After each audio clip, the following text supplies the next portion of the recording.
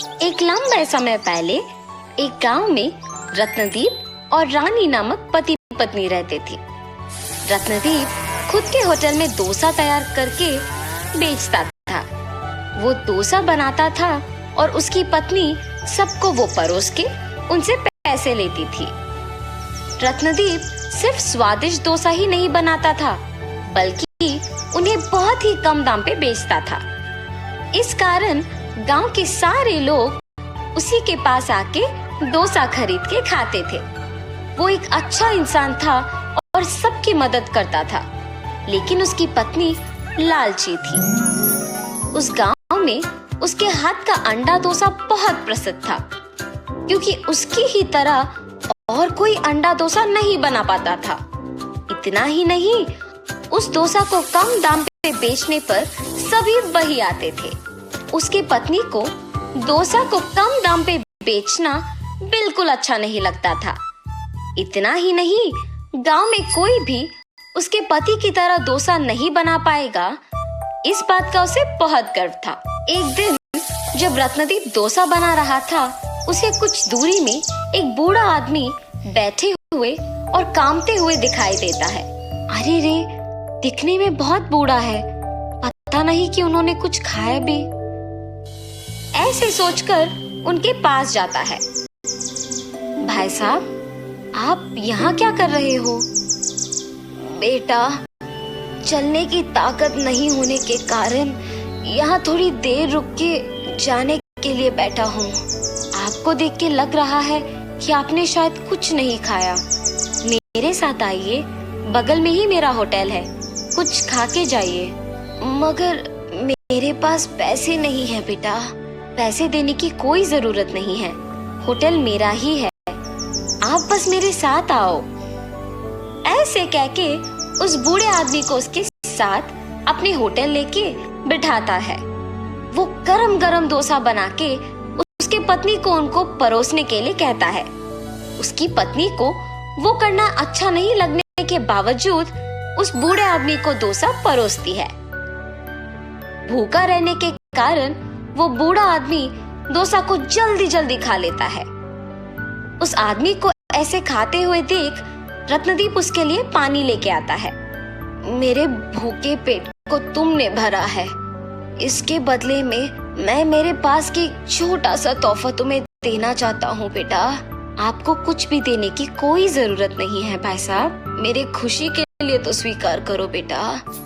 ऐसे बोल के वो बूढ़ा आदमी उनको डोसा बनाने के लिए एक तवा देके वहां से चला जाता है।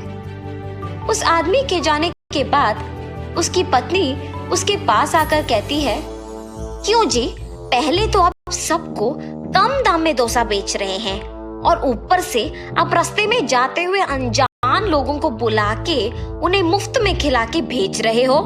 इससे क्या कोई लाभ है? ऐसे डोसा बनाने से हमारे पास कुछ नहीं बच रहा। अब हमारा इतना कठिन स्थिति भी नहीं है कि हमारे पास खाने के लिए भी कुछ नहीं है ना। जितना है उतने में दूसरों का सहायता करते हुए खुश रहना चाहिए। अपने पति के बातें सुनकर रानी गुस्से में वहां से चले जाती है। जितनी भी बार कहूं इनसे, ये नहीं बदलेंगे, सबकी सहायता करते ही रहते हैं। अगर मैं उनको बताए बिना डोसा का दाम बढ़ाऊंगी, तभी हमारे पास कुछ तो पैसे बचेंगे। ऐसे फैसला करके अपने पति को बताए बिना दाम बढ़ाती है। आम डोसा 15 रुपए का और अंडा डोसा 25 रुपए का। ऐसे होटल को आए हुए लोगों को बोलती है, आपके होटल में स्वादिष्ट खाना बनने के अलावा कम दाम पर मिलने के कारण ही हम सब आपके पास आते हैं, मगर अब आप ऐसे दाम अचानक बढ़ाते हैं तो कैसे होगा?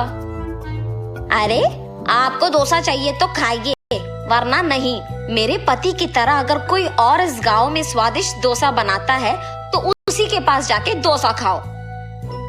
ऐसे कठिन तरीके से कहती है। दाम बढ़ाने के बावजूद खाने के लिए सभी उसी होटल को आते हैं।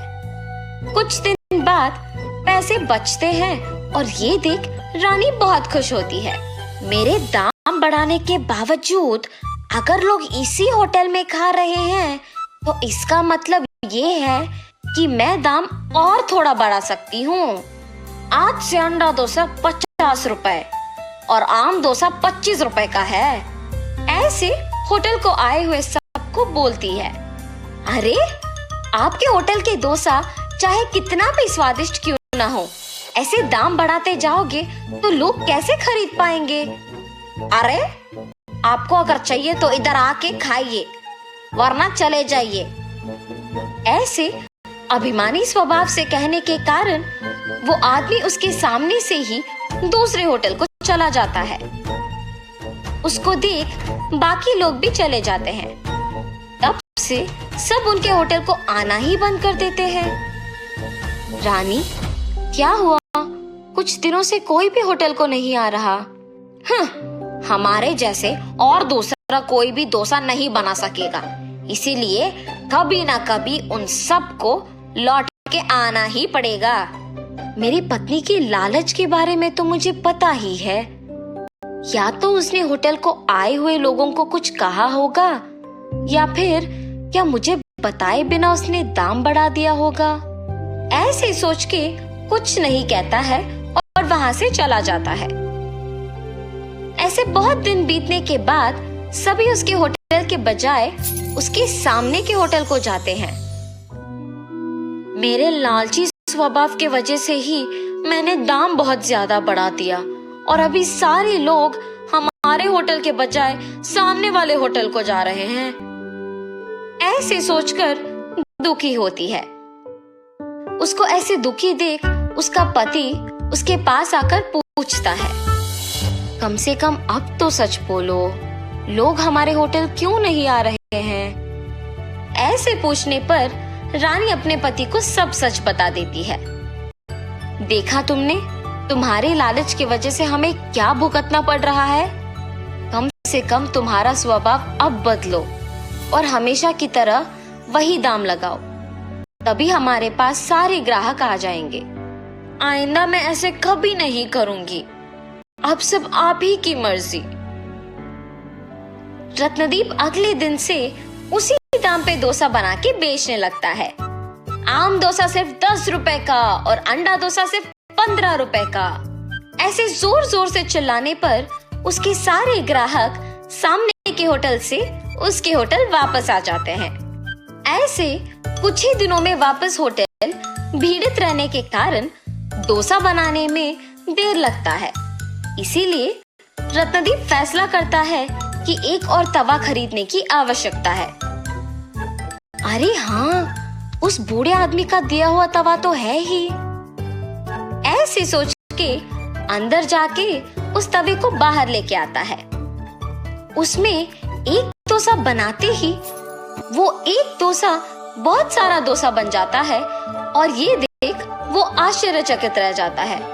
हाँ, ये क्या माया है? रानी, रानी, एक बार इधर आओ। हाँ जी, क्या हुआ? ये देखो तो सही। ऐसे उसके भी सामने उस तवे पे डोसा बनाता है और तुरंत वो कई डोसा बन जाना देख वो भी दंग रह जाती है। ये कौन सा जादू है जी? एक डोसा कई डोसा में बदल रही है। तुम्हें वो बूढ़ा आदमी याद है? उसी का दिया हुआ तवा है ये। और तुमने उस दिन उनको डोसा मुफ्त में देने के कारण गुस्सा किया था। ये सब आपकी सहायता करने की वजह से ही मुमकिन हुआ है जी। ऐसे उस दिन से अंडा डोसा को कम दाम पे बेच के बचे हुए डोसा को गरीब लोगों को मुफ्त में दे के पति पत्नी दोनों खुशी से जीने लगते हैं। डब्बा वाला। बिष्णुपुर नामक एक गांव में अमित नामक एक डब्बा वाला अपने परिवार के साथ रहता था। अमित एक बहुत ही साधारण परिवार का आदमी था। उसकी पत्नी हिमा सिलाई करके थोड़े बहुत पैसे जमा करती थी और उनके बेटा अमर पढ़ाई करता था। अमित घर का सारा खर्चा डब्बे वितरण करके जो पैसे मिलते थे उससे चला लेता था। अमित हर दिन सुबह 8 बजे उठ के अपने साइकिल पे शुरू होके घर घर को जाके नाश्ते के डिब्बे इकट्ठा करता था और उन डिब्बे में से कुछ पाठशाला में, कुछ कारखानों में समय पर पहुंचाता था। ऐसे ही हर दिन बहुत डब्बे वितरण करके डब्बे के 10 रुपए लेता था। आए हुए पैसों के साथ अपने बेटे को एक अच्छे स्कूल में पढ़ाता था। अमित जिस स्कूल में डब्बे पहुंचाता था, उसी स्कूल में उसका बेटा अमर पढ़ता था। उसके पिता का हर दिन ऐसे धूप और बारिश में साइकिल चलाना, पसीने में मेहनत करना अमर को बहुत दुख देता था। ऐसे जब एक दिन अमित घर पे था तो अमर ने समय देखकर, पिताजी मुझे आपसे बात करना है। हाँ बोलो बेटा, कैसे पढ़ रहे हो तुम? मैं अच्छा पढ़ रहा हूँ पापा, आपसे कुछ बात करना चाहता हूँ। बोलो बेटा। पापा, आप मेरे लिए और मेरे स्कूल के फीस के लिए बहुत मेहनत कर रहे हैं। आप ऐसे धूप और बारिश में बहुत दूर के किलोमीटर साइकिल चलाते हुए डब्बे पहुंचाना मुझे अच्छा नहीं लग रहा। मेहनत के बिना पैसे कहाँ से मिलेंगे बेटा? भविष्य में तुझे एक बड़ा ऑफिसर बनाऊंगा। मेरी तरह ऐसे छोटे काम नहीं करना है तुम्हें, और पसंद करे तो सब कुछ अच्छा लगता है बेटा। पिताजी की बातें सुनकर अमर सोचता है कि वो सारी बातें सच हैं, पर फिर भी उसे तसल्ली नहीं होती है और अपने पिता को ऐसे मेहनत करना देख नहीं पा रहा था। उसने सोचा कि इन सब का हल सिर्फ उसका अच्छा पढ़ना ही होगा। इसीलिए वो दिन रात मेहनत से पढ़ाई करता है। ऐसे पढ़ाई करते वक्त अमर को अपने पिता का काम आसान करने के लिए एक उपाय सूझता है। तुरंत वो उसके विचार सारे एक पेपर पे लिखता है। अगले दिन अमर अपने पिता के घर होते समय देख अपने विचार सारे उनसे कहता है, पापा, आपके ही काम में मेहनत के बिना आपके साथ ज्यादा लोग काम करते हुए अब की आपकी आमदनी से भी ज्यादा पैसे कमाने के लिए मेरे पास एक उपाय है और इसमें आपको निवेश रखने की भी कोई जरूरत नहीं है। क्या बात कर रहे हो तुम? व्यापार चलाने की क्षमता हम में नहीं है। जाओ जाके पढ़ो बेटा। ये क्या बात हुई जी? पहले सुनो तो सही कि वो क्या कहना चाहता है। अगर वो ये कह रहा है कि निवेश के बिना ज्यादा पैसे कमाने का उपाय है और वो भी इतने छोटे उम्र में, आपको तो खुश होना चाहिए ना। मेरी बात तो सुनिए पिताजी, सच्ची में ये मुमकिन है। ठीक है, बोलो, मैं भी अब तो जानूं ये कैसे मुमकिन है। और ऐसे अमर अपने पिता को उसके विचार बताना शुरू करता है। पापा, हमारे गांव में कुल मिलाके 350 परिवार है। आपके गिनती के अनुसार डब्बा देने वालों के परिवार में कारखानों में काम करने वाले, सरकारी कार्यालय में काम करने वाले, स्कूल और कॉलेज जाने वाले होंगे। इसीलिए उन सारी जगहों में मैं अपने दोस्तों के साथ नौकरी का मौका है। इच्छुक लोग आवेदन कर सकते हैं। निम्नलिखित पता पे आके अपना नाम और बाकी विवरण देके नौकरी तुरंत शुरू कर सकते हैं। ऐसे पेपर में लिख के दीवारों पे चिपकाएंगे। उसके बाद जितने भी लोग आते हैं उन सबको यही काम समान रूप से विभाजित करेंगे। महीने के अंत में आए हुए पैसों में आधा हम उनको दे देंगे और आधा हम रख लेंगे। ठीक है, तुम्हारे गिनती तो मुझे समझ नहीं आ रहे, पर इसे हम ईमानदारी से कोशिश करेंगे। पढ़ाई का ज्ञान तुम्हारा है बेटा और जिम्मेदारी का डर है मेरा। मैं ये नहीं कह रहा हूँ कि तुम्हारा सोच गलत है। तुम जाके तुम्हारे दोस्तों के साथ दीवारों पे नौकरी का अवसर के पेपर चिपकाओ। उसके बाद हम देखते हैं कि क्या करना है। ऐसे कहकर अमित वहां से चला जाता है। अपने पिता का दिया हुआ अवसर देख अमर अपने दोस्तों के साथ स्कूल, सरकारी कार्यालय, कारखाने, कॉलेज जैसे जगहों के बाहर उन पत्रिकों को चिपकाता है। और इतना ही नहीं, वहां पे लोगों को भी उसने बताया कि उसके पिता ने एक नया व्यापार शुरू किया और उसमें नौकरी का अवसर है। सभी को अमित के व्यक्तित्व के बारे में सालों से पता है, क्योंकि वे डब्बा वाले की तरह सालों से काम कर रहे हैं। तो इसीलिए गांव के लोग उसके पास काम करने के लिए सहमत होते हैं। नौकरी के बारे में विज्ञापन करने के कुछ ही दिनों में 60 लोग अमित के घर नौकरी के लिए आते हैं। आए हुए 60 लोगों को 5 अलग अलग भाग के जगहों के लिए विभाजन करते हैं। 12 लोग कारखानों के लिए, 12 सरकारी कार्यालय के लिए, 24 लोग स्कूल और कॉलेज के लिए और 12 को बाकी जगहों के लिए विभाजन करते हैं। इन सबको डब्बे इकट्ठा करके उन्हें उनके जगहों पे पहुंचाना था और सब काम पे लग जाते हैं उनके साइकिल पे। पहले महीने बाद डब्बा बेचने वाले परिवार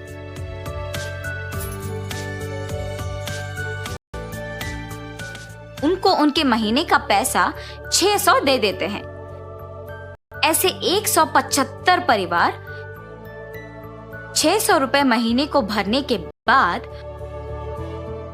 अमर के पिता के पास 1,05,000 रुपए आते हैं। 1,05,000 रुपए? उसमें से आधा तो हमारे साथ काम के कर्मचारियों को देने में ही जाएगा। फिर भी 52,500 रुपए तो बच जाते हैं। मेरा बेटा तो हीरो है। अमित ऐसे बहुत ही कम समय में एक अमीर व्यापारी बन जाता है। अमित के जीत का गांव के सारे लोग अभिनंदन करके उसका सत्कार करते हैं। पर उस समय पर अमित कहता है कि सत्कार उसे नहीं बल्कि उसके बेटे का करना चाहिए। इस जीत के पीछे मैं नहीं बल्कि मेरा बेटा है। 16 साल के मेरे बेटे से मेरी मेहनत और पसीना देखा नहीं जा रहा था और उसने तब इस व्यापार के बारे में सोचा। मेरे पास आके उसने इस उपाय के बारे में कहा। पढ़ा लिखा ना होने के कारण मुझे तो ये सब समझ में नहीं आया, पर उसने हार नहीं मानी और मुझे इस व्यापार के बारे में सब कुछ समझाया, नौकरी के अवसर के बारे में सबको बताया और मुझे यहाँ तक ले आया। मेरा बेटा ही असली हीरो है। ऐसे कहकर अमर का सत्कार करता है अमित। तो इस कहानी का नैतिक अच्छे विचार सोचने के लिए उम्र की कोई जरूरत नहीं होती है। अगर अपने मन में कुछ ठान ले और कृषि करे तो सफलता जरूर मिलेगी। दूध वाला। बिकनूर नामक एक नगर में रहता था एक राजा चंद्रसेना। उसका मंत्री कबीर सिंह उसके दूध का कारोबार संभालता था। उन्होंने बहुत सारे स्वस्थ गायों को पाला जो अच्छा और गाढ़ा दूध देते थे। ये दूध सारे गांव में बेचा जाता था।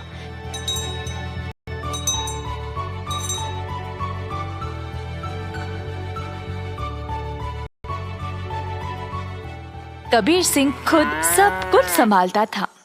कबीर सिंह की पीढ़ी भी महाराजा के लिए काम करते आ रहे थे और इस वजह से चंद्रसेना उसका बहुत आदर करते थे।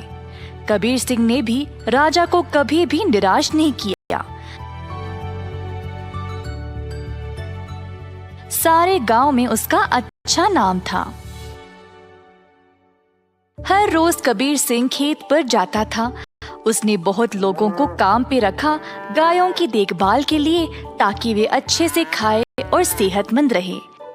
गायों को घास चराने के लिए वह दिन में कम से कम 2 बार भेजता था।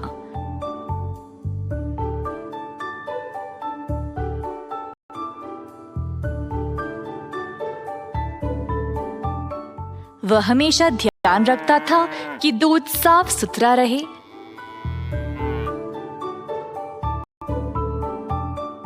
दूध निकालने के बाद वह 10 दूध वालों को देता था ताकि वह गांव में जाकर बेच दे।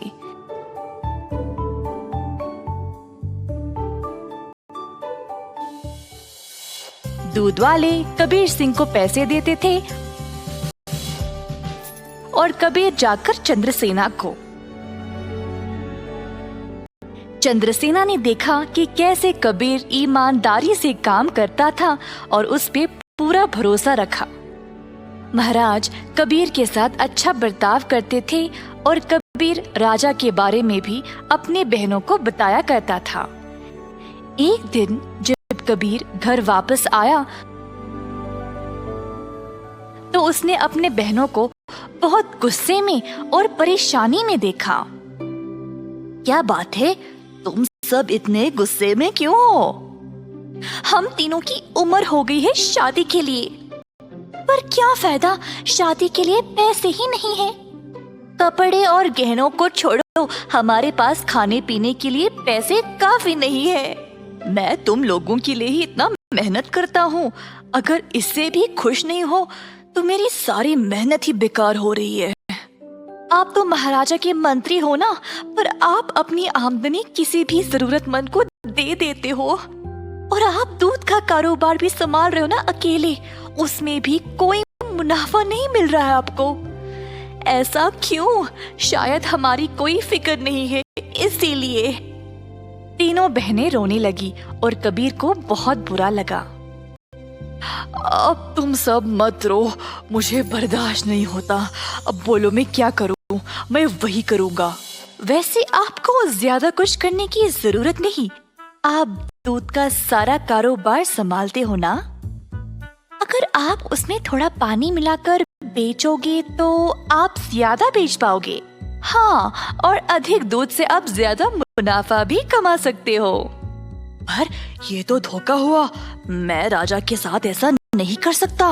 कबीर सिंह ने ऐसा करने से मना कर दिया था, पर उसकी बहनों ने उसको भावुक करके जैसे तैसे उससे ये काम करवा ही दिया। कबीर सिंह अक्सर कमाए गए पैसे राजा को देता था और बाकी के पैसे अपनी बहनों को देने लगा। मुझे ऐसा करना नहीं पसंद, ये आखिरी बार है, इसके बाद मुझे ये सब करने के लिए नहीं बोलना। कबीर की बातें सुनकर बहनों ने उसको पैसे वापस किए और घर छोड़कर जाने का नाटक करने लगे। कबीर के पूछने पर तीनों ने धमकी दी कि वे घर छोड़कर चले जाएंगे। मजबूर होकर कबीर को उनकी बात माननी ही पड़ी। कमाए गए पैसे राजा को देकर अधिक पैसे अपनी बहनों को देने लगा। ये सिलसिला कई दिनों तक चलता रहा। कुछ ही समय में कबीर की बहनें नए नए साड़ियां और गहने खरीदने लगे और अच्छा खासा खाने भी लगे। उनकी जिंदगी ही बदल गई। घर पर बैठे बिना तीनों सज धज के बाहर घूमने लगे, सबके आगे दिखावा करने के लिए।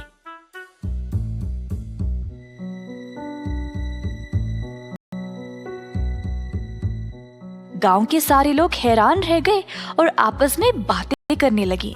ये तीन बहनें कबीर की कमाई को ऐसे इस्तेमाल कर रहे हैं, मैंने कभी नहीं देखा किसी को ऐसा करते हुए। पर कबीर सिंह के पास इतने पैसे आए कहाँ से? सब लोग कबीर के बारे में बातें करने लगे और बाकी के मंत्री कबीर की कमाई पर ईर्ष्या करने लगे, तो इस बात पर जांच करना शुरू कर दिए। जल्द उनको सच पता चल गया कि वह दूध में पानी मिलाकर बेच रहा था। 70% राजा को देकर बाकी के 30% अपनी जेब में डाल रहा था। खेत के कारीगरों से मंत्रियों ने ये बात का पता लगाया। सारे मंत्री गए राजा के पास और उनको पूरा सच बता दिया। अब क्योंकि राजा को कबीर से बहुत लगाव था, उनको इस बात पर यकीन ही नहीं हुआ, पर उनके पास और कोई रास्ता नहीं था सिवाय कबीर को दंड देने का।